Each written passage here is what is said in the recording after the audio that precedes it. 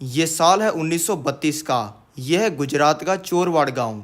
इस गांव के अंदर ये छोटे से घर में ये हीराचंद गोवर्धन भाई अंबानी नाम के इंसान अपने दो बच्चों और अपनी बीवी के साथ में रहते हैं। अपनी रोजी रोटी चलाने के लिए ये अपने पास के ही इस स्कूल के अंदर पढ़ाते हैं। आज 6 जुलाई 1932 को इनका तीसरा बच्चा पैदा हुआ है और इसका नाम इन्होंने रखा है धीरू भाई अंबानी। और किसी को भी पता नहीं है कि यही लड़का आने वाले समय में इंडिया का सबसे अमीर इंसान बनेगा। सभी लोग इस बच्चे को धीरू बुलाते हैं। अब धीरू 5 साल का हो चुका है और अब इसकी एज हो चुकी है स्कूल में पढ़ने वाली, और इसीलिए हीराचंद जी धीरू को लेकर अपने गांव के सबसे सस्ते स्कूल बहादुर कांजी स्कूल के अंदर लेके गई हैं और इन्होंने धीरू का एडमिशन यहाँ पे करवा दिया है। अब स्कूल में पढ़ते पढ़ते धीरू भाई अंबानी हो चुके हैं 16 साल के और इनको लीडरशिप करना बहुत पसंद है। ये स्कूल की फीस कम करवाना, फार्मर्स को, औरतों को राइट्स दिलाना, ऐसे प्रोटेस्ट में जाते रहते हैं। ये अच्छा काम तो कर रही हैं, लेकिन इससे घर तो नहीं चलता ना। अब हीराचंद जी के 5 बच्चे हो चुके हैं और ये अपने स्कूल की सैलरी से घर नहीं चला पा रहे हैं और धीरू भाई अंबानी ये गरीबी की ज़िंदगी जी जी कर परेशान हो चुके हैं।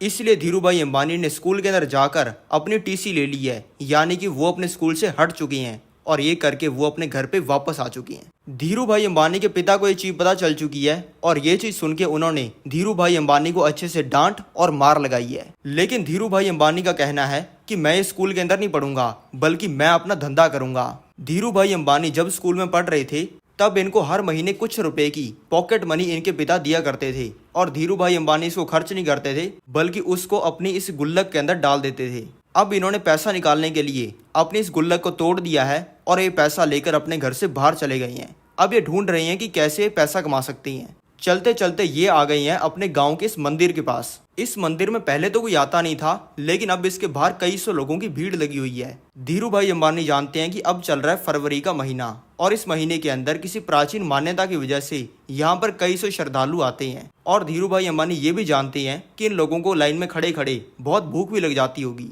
इसलिए धीरू भाई अंबानी ने अपने सारे पैसे से एक ठेला खरीद लिया है और उसको इस मंदिर के पास में लगा लिया है। अब इनको ठेला लगाकर पकौड़े बेचते हुए 10 दिन हो गई हैं और इससे इन्होंने अच्छा मुनाफा कमाना स्टार्ट कर दिया है। आज सुबह इनके पास में ये इंसान आ चुका है जो कि इनके पापा का दोस्त है। इस इंसान का धीरू भाई अंबानी को कहना है कि बेटा तुम्हारे पापा टीचर हैं, ये क्या छोटा काम कर रहे हो। धीरू भाई अंबानी ने जवाब दिया, धंधा कोई भी छोटा नहीं होता।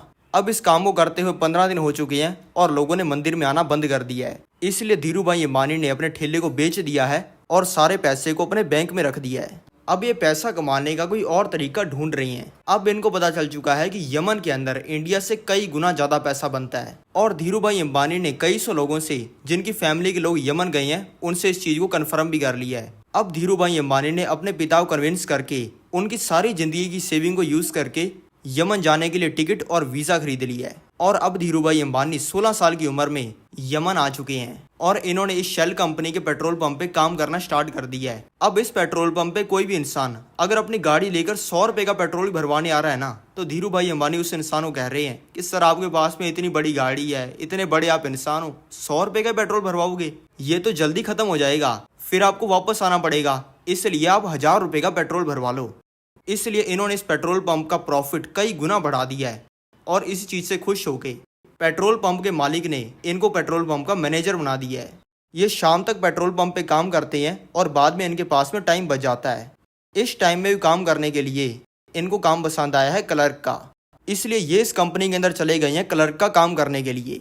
इंटरव्यूअर ने धीरू भाई अंबानी से कहा कि तुम तो 16 साल की हो, तुम क्या काम करोगे। धीरू भाई अंबानी ने कहा कि 16 साल का हूँ, लेकिन अकल मुझे 60 साल के लोगों से भी ज़्यादा है।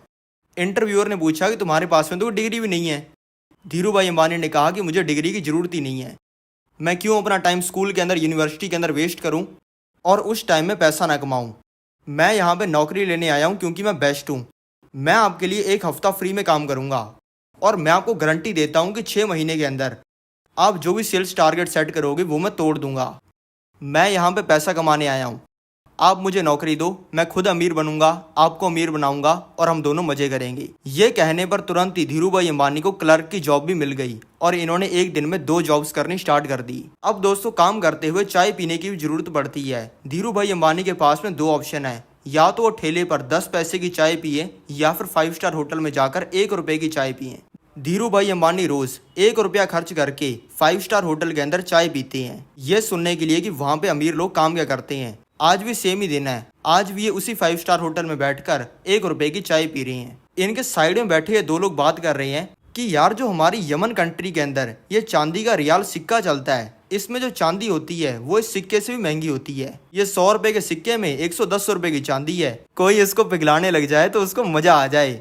ये दो लोग तो इस चीज के बारे में मजाक में बात कर रहे थे, लेकिन धीरू भाई अंबानी ने इस चीज को सीरियस ले लिया है और अपनी सारी यमन की कमाई से चीजों को पिघलाने के लिए ये मशीन खरीद ली है और इससे धड़ाधड़ सिक्कों को पिघलाकर उनको चांदी में कन्वर्ट करना स्टार्ट कर दिया है और इस चांदी को सुनारों को बेचना स्टार्ट कर दिया है। और देखते देखते इन्होंने यमन के लाखों सिक्के पिघला दिए हैं, क्योंकि लाख रुपए के सिक्के पिघलाने पर 10,000 रुपए का प्रॉफिट होता है। लेकिन वहीं पे दूसरी तरफ यमन की सरकार ये सोचकर परेशान हो गई है कि हमारे सारे सिक्के कहां पर गए। इन्होंने ये जानने के लिए इन्वेस्टिगेशन करनी स्टार्ट कर दी है और कई महीनों की इन्वेस्टिगेशन के बाद में इनको पता चला है कि लड़का ये काम कर रहा है, क्योंकि तब तक धीरू भाई अंबानी की उम्र 18 साल की हो चुकी थी। इसलिए जब धीरू भाई अंबानी के अड्डे पर पुलिस इन्हें पकड़ने के लिए पहुंची, तब उन्हें पता चला कि ये लड़का तो यहाँ से फरार हो चुका है और अब धीरू भाई अंबानी सारे पैसे को लेकर इंडिया आ चुके हैं।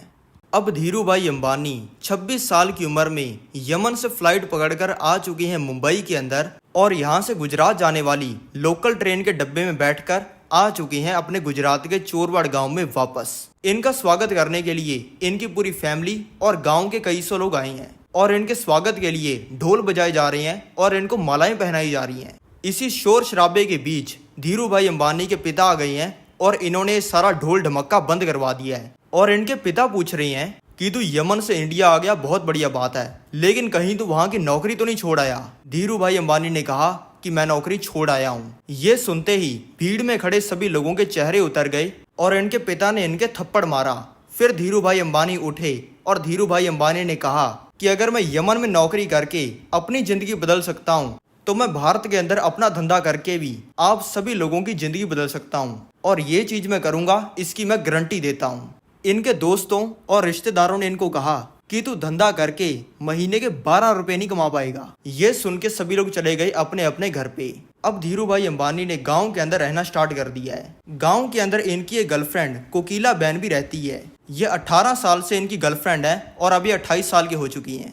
ये बेचारी पिछले 10 सालों से कुंवारी बैठी हैं और इन्होंने पिछले 10 सालों में किसी और लड़के के साथ में बात तक नहीं की। धीरू भाई अंबानी ने अपने अच्छे पल इनके साथ में बिताने स्टार्ट कर दिए हैं और आज इनका 5वां दिन है गांव के अंदर रहते हुए। आज सुबह भी ये अपनी गर्लफ्रेंड कोकिला बहन के साथ में हैं। धीरू भाई अंबानी ने कहा कि मैं जा रहा हूँ मुंबई धंधा करने। कोकिला बहन ने कहा कि क्या तुम मुझे पहले की तरह ही छोड़कर चले जाओगी?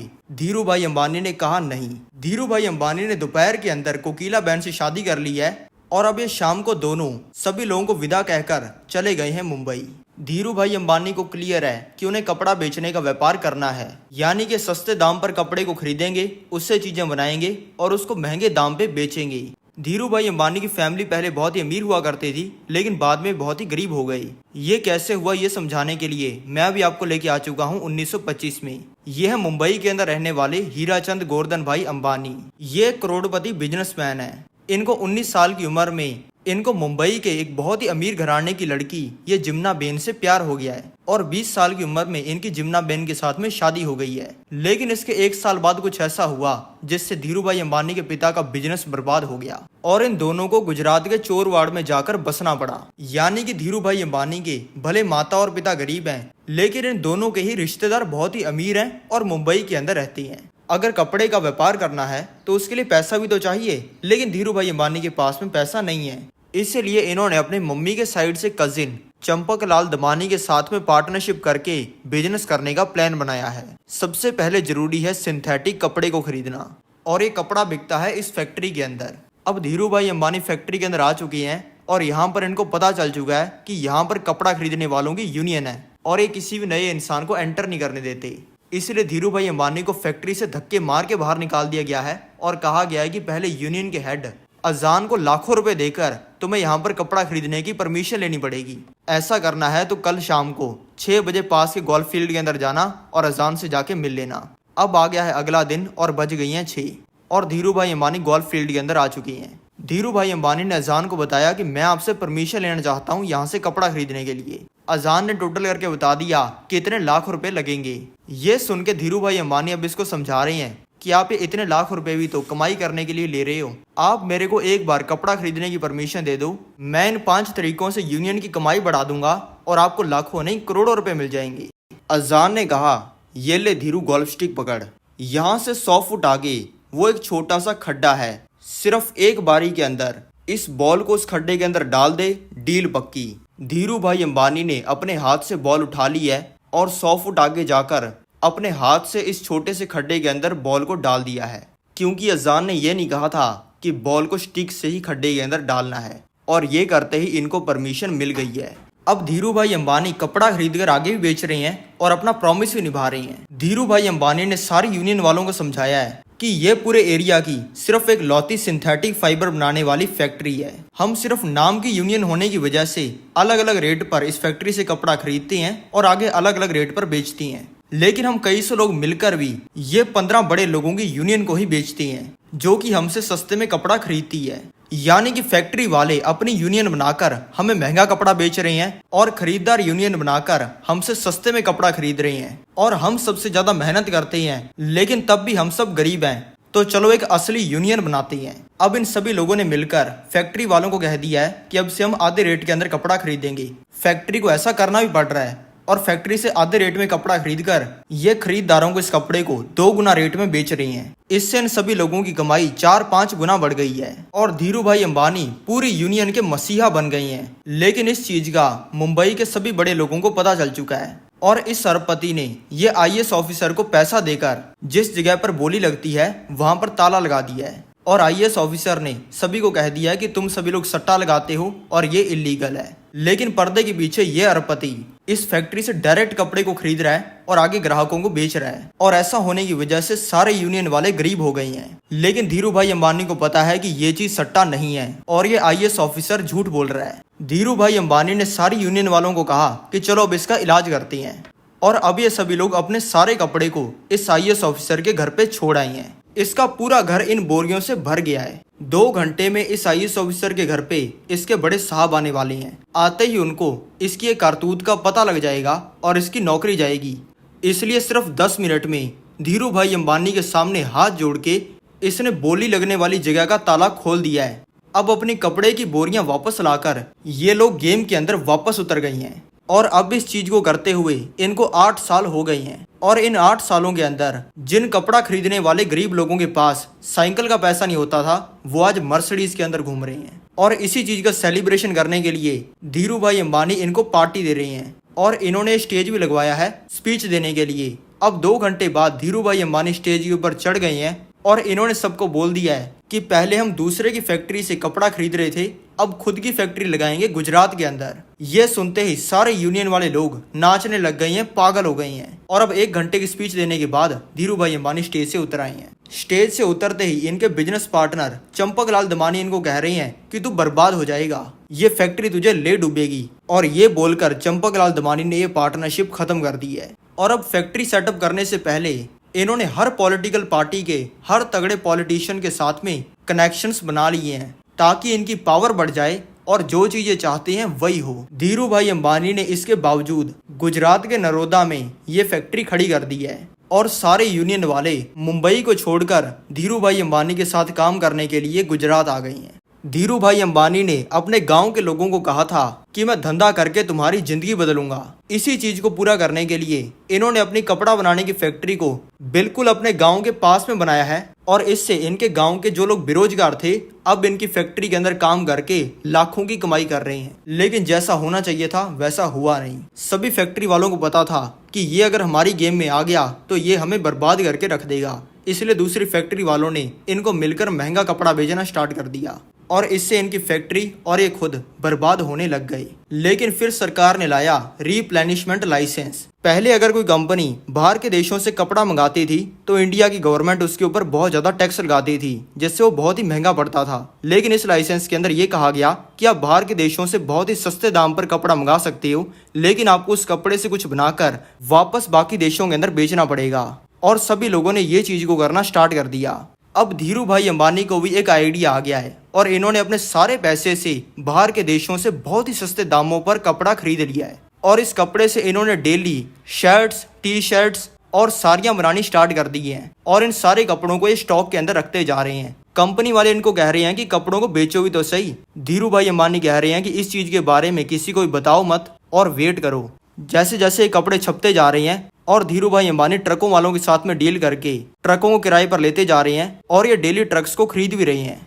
ये करते ही सभी लोगों ने इनको कहा कि जब अमीरों की बात होती है तब लोग टाटा बिरला का नाम लेते हैं, अंबानी का कोई नहीं लेता। तुझे कोई जानता नहीं है तो तेरे कपड़े भी नहीं बिकेंगे। धीरू भाई अंबानी ने सामने से कहा कि एक ऐसा टाइम आएगा जब टाटा बिरला से भी पहले मेरा नाम लिया जाएगा। अब इनकी फैक्ट्री के अंदर हो गई हैं लाखों कपड़े। इन्होंने अपने ब्रांड का नाम रखा है विमल और इन्होंने अपने सारे कपड़ों को ट्रकों के अंदर डालकर इंडिया के कपड़ों के व्यापारियों के पास में पहुंचा दिया है। ये इन कपड़ों को कौड़ियों के दाम पर बेच रही हैं और इनकी क्वालिटी नॉर्मल कपड़ों से कई गुना अच्छी है। अब हो चुकी है सुबह और सभी कपड़ों की दुकान वालों ने विमल के कपड़े बेचने स्टार्ट कर दिए हैं। ये कपड़े इतने सस्ते और अच्छी क्वालिटी की हैं कि कपड़ा बेचने वाले लोगों की दुकानों के बाहर कई सौ लोगों की लाइनें लग गई हैं और कई कई दुकानदारों के एक ही दिन के अंदर हजारों कपड़े बिक गए हैं। इसका रिस्पांस देखते हुए शाम तक ही धीरू भाई अंबानी ने इन दुकानों में और कपड़े भिजवा दिए हैं और दुकान वालों ने भी तुरंत ही खरीद लिए हैं। अब सिर्फ 2 दिनों के अंदर ही विमल इतना बड़ा ब्रांड बन गया है कि कोई इंसान बाकी कंपनी के कपड़ों को हाथ भी नहीं लगा रहा। धीरू भाई अंबानी ने अपने दोस्तों और रिश्तेदारों को जवाब देने के लिए, जो कि कहते थे कि इसका बाप धंधा करके बर्बाद हो गया, ये धंधा करके महीने के 12 रुपए नहीं कमा पाएगा, ये 12 करोड़ रुपए की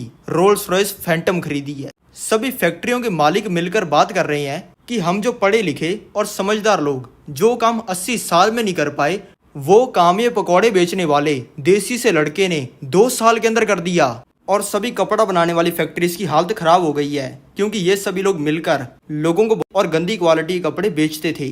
और अब जब लोगों की दुकानें धीरू भाई अंबानी के हजारों कपड़ों से भर गई हैं, तब इनको पता चला है कि धीरू भाई अंबानी रिप्लेनिशमेंट लाइसेंस का फायदा उठा रहे हैं। ये सभी कंपनी वालों ने धीरू भाई अंबानी के ऊपर केस कर दिया है, ये कहते हुए कि रूल के हिसाब से बाहर की कंट्री से सस्ता कपड़ा मंगाना तो था, लेकिन उससे कपड़े बनाकर बाहर की कंट्रीज के अंदर बेचने भी थे। लेकिन इन लल्लू पंजुओं से हमारा देसी छोरा धीरू भाई अंबानी कैसे रुकने वाला है। धीरू भाई अंबानी ने कहा कि रूल के अंदर ये कब लिखा हुआ है कि बाहर की कंट्री से जितना भी कपड़ा मंगाया उससे 100% जितने भी कपड़े बने वो बाहर के देशों के अंदर भेजनी है। 2-3 टी शर्टें डेली तो भेज रहा हूँ मैं बाहर की कंट्रीज के अंदर, अब मेरा उखाड़ दो, क्या उखाड़ सकते हो। और अब धीरू भाई अंबानी हफ्तों के अंदर ही वापस नंबर 1 बन गई हैं। जिन अरबपतियों के धंधे धीरू भाई अंबानी ने ठप कर दिए, उन्होंने जब पैसा कमाया था तब उन्होंने सिर्फ अपनी और अपने घर वालों की जेबें भरी, लेकिन अब जब धीरू भाई अंबानी का टाइम आया है तब धीरू भाई अंबानी लोगों की जेबें भर रही हैं। इन्होंने अपने गांव के अंदर रहने वाले लोगों की और अपनी कंपनी के एम्प्लॉयज़ की तो जिंदगी बदली ही, और अब ये उन बच्चों की जिंदगी बदल रही हैं जो कि पैसे की वजह से पढ़ाई नहीं कर पा रहे, जो कि डिसेबल्ड हैं, कोई लंगड़ा है तो कोई अंधा, जो कि अनाथ हैं, और गरीब लोगों की भी हेल्प करने के लिए ये करोड़ों की डोनेशंस कर रही हैं। अब आ गया है 1977। धीरू भाई अंबानी ने स्टॉक मार्केट के अंदर अपनी रिलायंस कंपनी का आईपीओ लिस्ट कर दिया है। धीरू भाई अंबानी के कपड़े इतने ज्यादा बिकते हैं, इसलिए लोगों को इनके ऊपर बहुत ज्यादा ट्रस्ट है और इसीलिए ये 58,000 लोगों ने धीरू भाई अंबानी की कंपनी के अंदर पैसा लगा दिया है। ऐसा करते ही ये इंडिया के सबसे फेमस बिजनेसमैन बन गए और टाटा बिरला से भी ज्यादा नाम गांव से आए लड़के धीरू भाई अंबानी का चलने लग गया। धीरू भाई अंबानी का प्लान है पेट्रोल का बिजनेस करने का, लेकिन ये करने का आसानी से लाइसेंस नहीं मिलता। यह है धीरू भाई अंबानी की फैक्ट्री। इसके अंदर बनता है सिंथेटिक फाइबर जैसे कि पॉलिस्टर, और इसको बनाने के लिए इसमें डाला जाता है पॉलीएथिलीन टेलीपथालेट, यानी कि एक तरीके का पेट्रोल। धीरू भाई अंबानी ने सरकार को ये बताया है कि मुझे पेट्रोल का लाइसेंस अपने कपड़ों को बनाने के लिए चाहिए, और ये कहते ही इनको लाइसेंस मिल गया है। और अब पेट्रोल पंप पे काम करने वाले लड़के ने पेट्रोल की इंडस्ट्री के अंदर भी तहलका मचा दिया है सस्ता पेट्रोल बेचकर। अब साल आ गया है 1986 का और धीरू भाई अंबानी हो चुके हैं 54 ईयर्स की। आज भी एक नॉर्मल सा ही दिन लग रहा है। धीरू भाई अंबानी सुबह 9 बजे उठे हैं। उठते ही इनको दिमाग के अंदर थोड़ा सा दर्द फील हो रहा है, लेकिन इसको भुलाकर ये चले गए हैं अपनी पोती ईशा अंबानी के कमरे में, क्योंकि ये अपने दिन की शुरुआत तब तक नहीं करते हैं जब तक ये अपनी पोती ईशा अंबानी का चेहरा न देख लें। अब ये आ चुके हैं अपने ऑफिस के अंदर और इन्होंने काम करना स्टार्ट कर दिया है। लेकिन अब एकदम से ही इनके दिमाग के अंदर खून जाना बंद हो गया है, इनको चक्कर आने लग गए हैं, इनको क्लियर दिखना बंद हो गया है और ये अपने हाथ पैर को भी कंट्रोल नहीं कर पा रहे हैं। ये देखकर इनके ऑफिस के लोग इनके पास में भागकर आ गए हैं और इनको हॉस्पिटल ले आई हैं। डॉक्टर्स का कहना है कि इनको एक स्ट्रोक आया था और अब ये कोमा के अंदर चले गई हैं और इनका हाथ पैरालाइज हो गया है और अब कोमा के 10वें दिन पे इनको होश आया है। डॉक्टर्स ने कह दिया है कि अब से आप नॉर्मल जिंदगी जी नहीं पाओगे। लेकिन धीरू भाई अंबानी इनकी बात मानने वालों में से कहाँ है। धीरू भाई अंबानी ने 3 महीनों के अंदर अपने लाइफस्टाइल को चेंज कर लिया है और ये वापस नॉर्मल हो गई हैं। और अब धीरू भाई अंबानी का एक ऐसा गोल्डन एरा आ गया है कि इन्होंने कपड़े का, पेट्रोल का, टेलीकॉम और रिटेल तक का व्यापार करने वाले हजारों अरबपतियों की, जो कि मिलकर लोगों को लूटते थे, बोलती बंद कर दी है। और इंडिया का बच्चा बच्चा धीरू भाई अंबानी का फैन हो गया है। फोन, टीवी और आर्टिकल से लेकर स्कूल, घर और ऑफिस तक हर जगह पे एक ही नाम चल रहा है, अंबानी। ये इतने बड़े बन चुके हैं कि ये जो स्टेडियम आपको दिख रहा है, जो कि पूरा लोगों से भरा हुआ है, इसके स्टेज के ऊपर कोई मूवी स्टार या फिर नाच गाना करने वाला नहीं, बल्कि धीरू भाई अंबानी खड़े हैं। और ये लोगों से भरे हुए स्टेडियम के अंदर ये जो आपको हजारों लोग दिख रहे हैं, ये सभी धीरू भाई अंबानी की कंपनी रिलायंस के अंदर काम करती हैं। और अगर धीरू भाई अंबानी नॉर्मल लोगों को स्पीच देने लग जाते हैं तो 10 स्टेडियम जितनी जगह भर जाती है। अब साल 2000 आ गया है, धीरू भाई अंबानी की तबीयत खराब रहनी स्टार्ट हो गई है और इनका हॉस्पिटल के अंदर फ्रीक्वेंटली आना जाना लगा रहता है। और अब है साल 2002 की 24 जून। धीरू भाई अंबानी को आज भी एक बहुत ही डेडली स्ट्रोक आया है और तुरंत ही इनको मुंबई के ये ब्रीच कैंडी हॉस्पिटल के अंदर एडमिट करवा दिया गया है। धीरू भाई अंबानी चले गए हैं कोमा के अंदर। इंडिया के हर बच्चे से लेकर बूढ़े तक, जॉब करने वाले से लेकर बिजनेस करने वाले तक, हर इंसान यही दुआ कर रहा है कि धीरू भाई अंबानी को कुछ ना हो। कोमा के अंदर इनको 7 दिन हो गए हैं और दिन आ गया है 6 जुलाई 2002 का। और आज धीरू भाई अंबानी, जो कि बहुत ही गरीब परिवार से थे लेकिन इन्होंने पूरी दुनिया हिला के रख दी थी, उनकी मौत हो गई है।